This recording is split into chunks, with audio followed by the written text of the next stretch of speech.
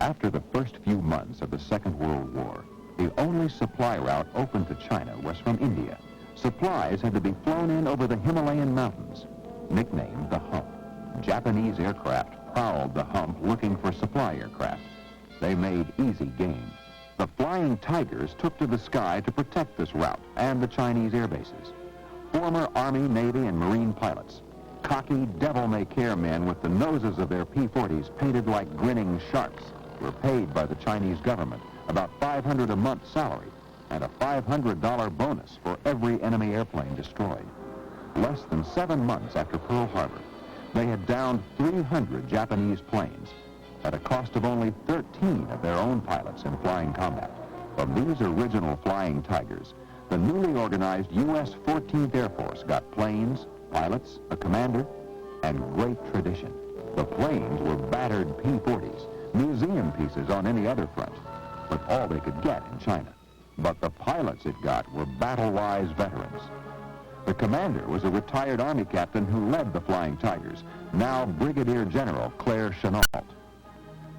With this motley array of men and planes, he faced a ring of Japanese air bases from Upper Burma to Indochina. Small wonder the Japanese thought they could blast these Americans out of China. The stakes were high when they tried. If they knocked out the Air Force, they could close the Hump, and China would be cut off from the Allies and virtually out of the war. Again and again, the Japanese sent large formations of fighters and bombers against the Americans. Day after day, the red warning ball went up, and the pilots scrambled for their shark-nosed fighters.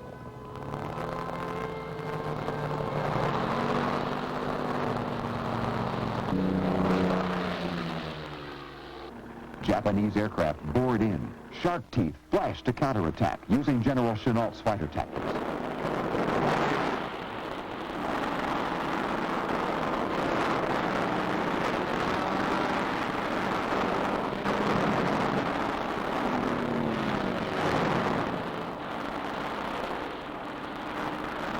Enemy losses were so heavy that the Japanese were forced to give up their attacks. By the time the war ended, the 14th Air Force had destroyed 2,000 supply boats, over 2,500 Japanese planes, sunk and damaged 1.75 million tons of merchant shipping. That was the heritage of the now famous Flying Tigers.